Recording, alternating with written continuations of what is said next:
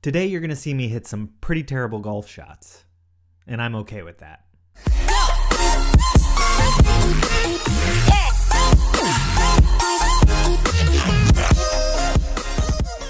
What's going on, everybody? Welcome back to another episode of Knock Stiff Golf. I'm Kyle, and I'm just a fellow golf addict that happens to live in Anchorage, Alaska.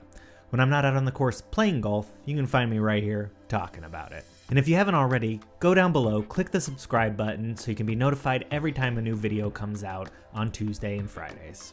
So this video is going to be a little different than what I've been posting for the last 6 months. Driving ranges in Anchorage just opened up, and so I was able to get out for a quick driving range session the other night. I thought I would record it, and then we could kind of walk through it and what I'm thinking and what I'm doing on the range, and maybe how that differs from what you're doing in maybe a positive or a negative way. And I figured we could talk about it and kind of come to some conclusion about how to spend the most valuable time on the range.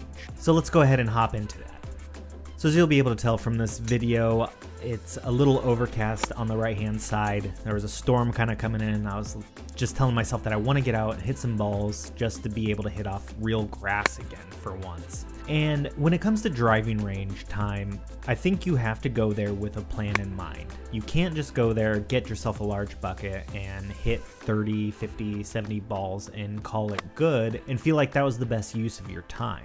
So typically, what I like to do, and I kind of implemented this last year, and this has kind of coincided with working with Zach Woods, is every range session has to have a plan. So this one, since it was hitting off grass again, really it's kind of trying to groove my newer move that I've been working on in the newer swing changes that I've been going through. The problem is when I look back at this video, I see myself not accomplishing it very well. And on some of them I did, and I hit the ball well, but you're gonna see if you're looking close enough that a lot of these shots were actually pretty terrible. And like I said in the beginning, I'm okay with that because, you know, it's getting used to where you're shallowing out, coming through impact, all these different sensations that I'm getting that from hitting on mats for so long, that I gotta get used to hitting off grass, taking a divot, and just kind of finding my swing again outdoors. So like I said, you can watch this video and you'll see a lot of bad swings, but what I've found to be most valuable in driving range sessions, minus this one, because this one was mainly, I hit wedges, I hit 7-irons, I hit 4-irons, I hit some 3-woods and driver, and it was really trying to work on this move where I'm getting my left elbow, my trail elbow, not so tucked behind me and more out away from my body.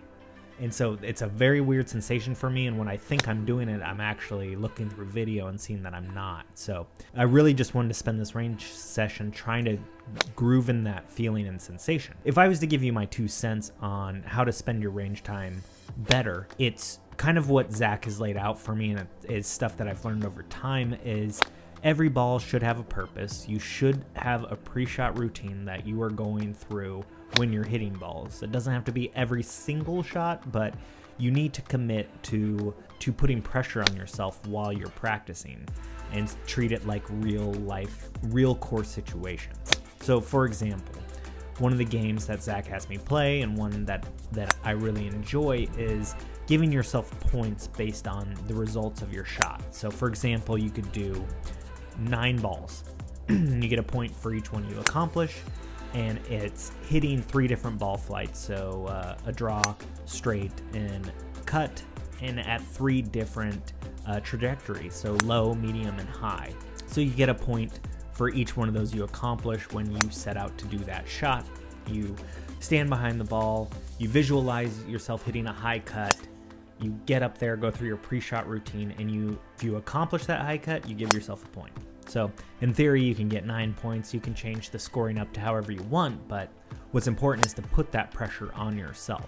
Games like that, games where you're playing the course, where you need to hit at a target. One of my ones I like to do is I'm hitting a draw this season, it feels like, with a lot of my swings. So I'll set up to a practice green and I'll play either left is water, so I have to start it just right of the water and draw it back to the middle of the green. Is just giving yourself challenges like that. So I know this is kind of a short video, but this is what I do on the range, and I hope you enjoy some of these bad shots.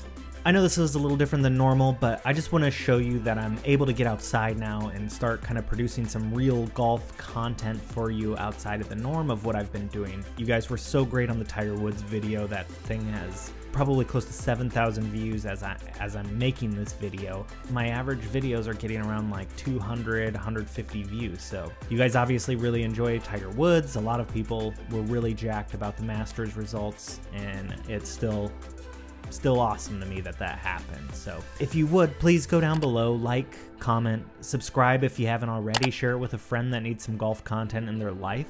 And as always, guys, we'll see you next time. Bye.